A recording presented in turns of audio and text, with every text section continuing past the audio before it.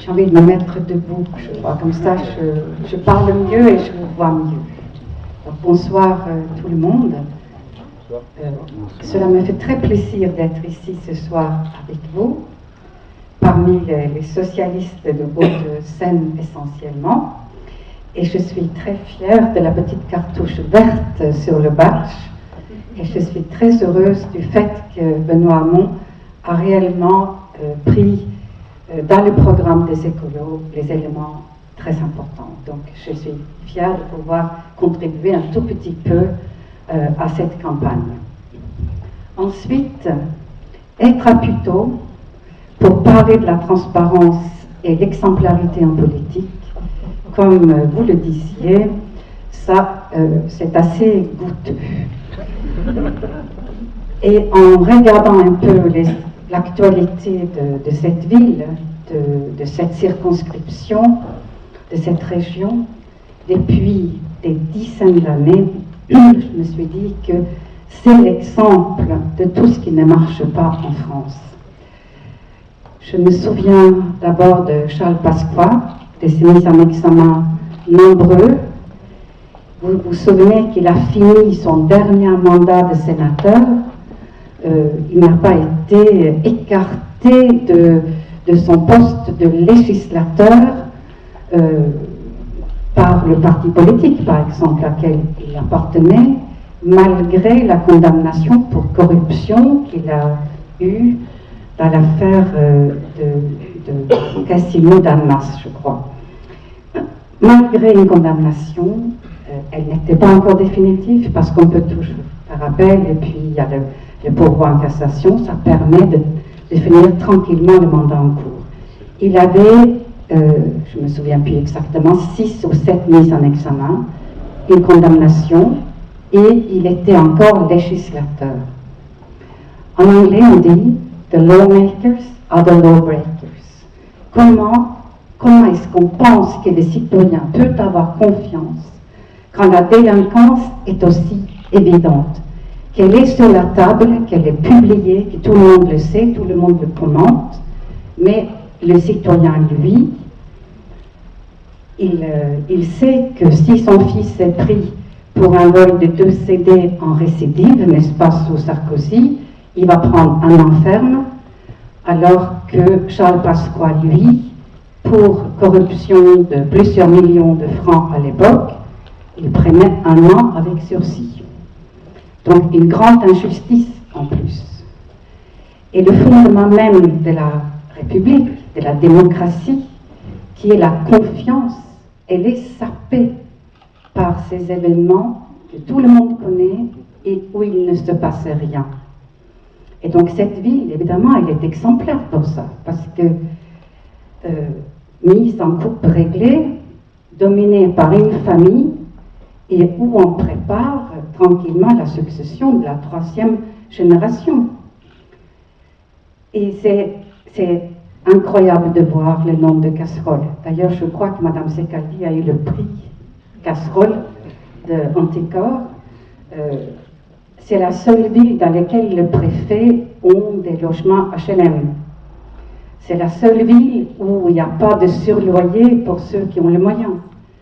Il y a eu 1 million d'euros d'amende pour cette ville pour non-respect de la législation sur les HLM. Mais surtout, lorsqu'on regarde l'enquête sur le chauffage urbain et la découverte du compte luxembourgeois avec 5 millions d'euros dessus, et quand on voit que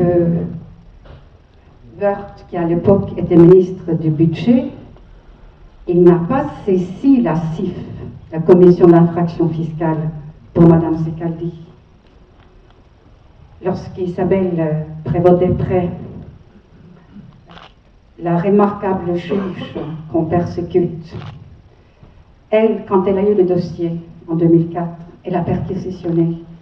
Elle a fait le Sénat, elle a fait la mairie, elle a fait l'Assemblée nationale.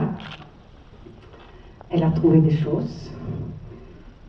Sa protection policière, qui dépendait de Nicolas Sarkozy, a été suspendue tout à l'heure.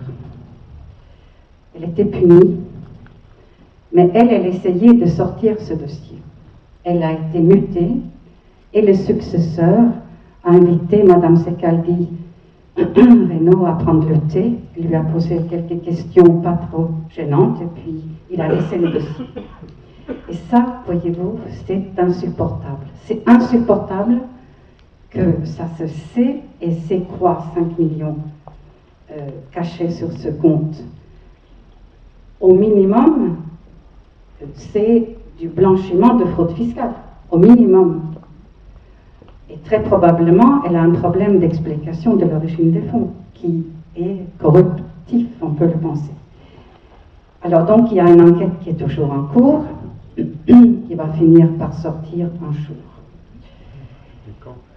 Mais oui, et donc ça, je dirais que ça dépend beaucoup de vous aussi, ça dépend de nous, ça dépend du fait que nous n'acceptons plus cet état de fait.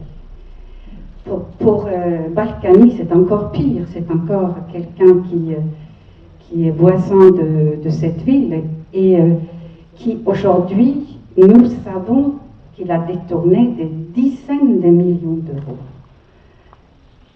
Chacun connaît sa villa à Marrakech, aux Antilles, mais aussi sa participation au scandale Uramine. Je vous recommande la lecture de ce livre qui est sorti au début de l'année. Vincent Crouzet, c'est un ancien de la DGSE qui a suivi le dossier.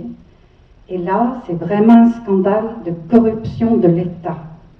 Il n'y a pas d'autre mot. Et le rôle de Balkany dans ce dossier, c'est comme homme de Sarko. Il avait été missionné par un homme de Sarkozy à l'intérieur d'Areva.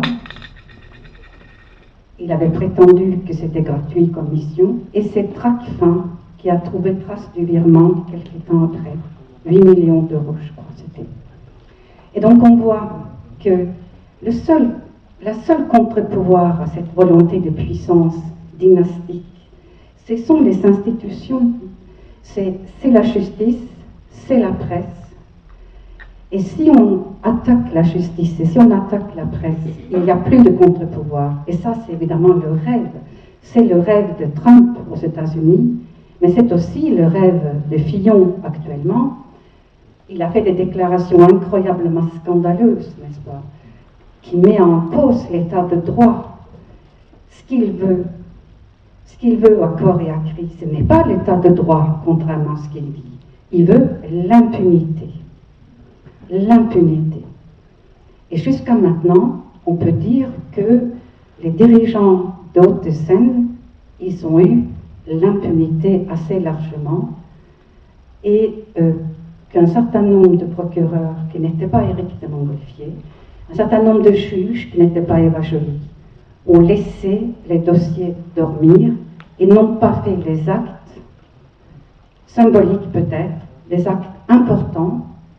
Je veux dire, comment expliquer qu'on envoie en citation, qu'on envoie en comparution immédiate et on prend des mois fermes, des années de prison pour des délits mineurs et qu'on laisse les auteurs de ces délits graves avec ce sentiment d'impunité. Ça sape vraiment la confiance. Mais on voit aussi donc que les institutions marchent. On voit que Tracfin a identifié le flux. On voit que le parquet financier, nonobstant l'absence d'Éric Woerth lorsqu'il était ministre du Budget, a ouvert une information, les a confiés à des juges indépendants et que l'enquête avance. Je crois que pour Uramine, elle est bouclée sur le côté comptable, elle n'est pas encore bouclée sur tous les aspects corruption et de comprendre comment l'État français a pu dépenser 3 milliards pour quelque chose que 15 mois avant valait 26 millions. Donc là, il y a un mystère, il faut espérer que les juges vont l'éclairer. J'ai aussi une grande confiance dans les nouvelles institutions que Marie, tu as énumérées, et notamment, je crois qu'on ne comprend pas le changement qui est la haute autorité de la transparence de la vie publique. Maintenant, Balkany est envoyé pour ce fait, pour avoir sous-estimé, lui et Isabelle, ils sont renvoyés pour avoir sous-estimé leur patrimoine, parce que les enquêtes ont découvert les villas qu'ils n'avaient pas déclarées. La différence, voyez-vous, c'est que c'est relativement facile de démontrer que vous n'avez pas déclaré l'intégralité de votre patrimoine. Et les pénalités sont lourdes. C'est beaucoup, beaucoup plus facile que de prouver la corruption. La corruption, c'est peut-être 10 années d'enquête, ce que nous voyons pour l'affaire des chauffages urbains, alors que la fausse déclaration, ça s'est réglé assez vite. Actuellement, il y a un certain nettoyage qui s'opère en Grèce, des hommes politiques corrompus en masse qui dirigent ce pays, et c'est par ce biais-là que mes collègues ou nos ex-collègues arrivent à obtenir la condamnation, c'est à travers la fausse déclaration à l'autre autorité. En France, elle est dirigée par l'ancien procureur général de la Cour d'appel de Paris, Jean-Louis Nadal, qui n'avait pas froid aux yeux. Chacun se souvient que c'est lui qui a renvoyé Christine Lagarde devant la Cour de justice de la République. Donc il fait ça très sérieusement. Jusqu'à maintenant, les jugements prononcés n'ont pas été peut-être à l'auteur, mais c'est un instrument remarquable. Donc, les contre-pouvoirs et la transparence, c'est quelque chose qui, pour moi, est porteur d'espoir. Comme est porteur d'espoir le parquet financier national, dirigé par une femme, Éliane Houlette, qu'aujourd'hui a étendu son enquête sur Fillon pour comprendre d'où venaient les costumes et le pull cachemire qui totalisaient donc 50 000 euros. Donc on voit qu'elle est très réactive. Voilà, donc je ne sais pas, donc, je pense que ça c'est donc des mesures importantes qui ont été prises, mais je ne peux pas vous quitter avant d'avoir dit quelques mots sur la grande maladie de la justice, et je sais qu'Éric va être d'accord avec moi, c'est l'absence de moyens. Nous sommes très mal classés mondialement, très mal classés européennement. La France ne consacre que 0,2% de son PIB à la justice. En France, c'est 60 euros par habitant, alors qu'au Luxembourg, c'est 170. En Angleterre, c'est plus que 2 fois plus que nous. Et pour ce prix-là, en fait, les citoyens ont des grandes prestations. Les magistrats français travaillent beaucoup. Ils ont un taux de dossiers traités qui est sans doute une espèce de record mondial. Mais ça fait des décennies qu'on n'augmente pas vraiment les ressources de la magistrature. C'est à peu près le même nombre de magistrats que sous le Second Empire. Lorsque le budget de la justice augmente, et c'est vrai que François Hollande a permis que le budget augmente dans un contexte d'austérité, c'est essentiellement pour les prisons, pour construire de nouvelles prisons et pour améliorer le régime pénitentiaire. C'est aussi quelques créations de postes de magistrats, mais absolument pas à l'auteur des besoins, parce que les tâches n'arrêtent pas d'augmenter. Il y a un exemple criant, par exemple à Brest, il vient d'hériter du contentieux maritime, mais il n'y a pas un seul substitut de plus. Et pourtant, c'est 300 dossiers de plus techniques par an. Donc, la justice coule. Le tribunal de Bobigny ne fonctionne plus, ne paye pas ses factures, et le délai pour avoir une date d'audience, c'est, j'ignore quel est ce délai aujourd'hui, mais c'est de l'ordre de 2 ans. Et donc, ça ne fonctionne plus par absence de moyens. Et ça, c'est réellement la volonté politique. C'est-à-dire la justice est maltraitée. Cette maltraitance de la justice, elle se reflète lorsque Nicolas Sarkozy pense que les magistrats, ce sont des petits pois. C'est vraiment le contraire de respect d'une institution fondamentale en démocratie. Et je pense qu'on doit se poser la question, pourquoi la France donne si peu de moyens à sa justice qui est si importante pour le bon fonctionnement de la vie des citoyens et de la démocratie. Et je pense, lorsqu'on regarde vers les Hauts-de-Seine, lorsqu'on voit ou on entreaperçoit cette toile incroyable de planisme, des services rendus,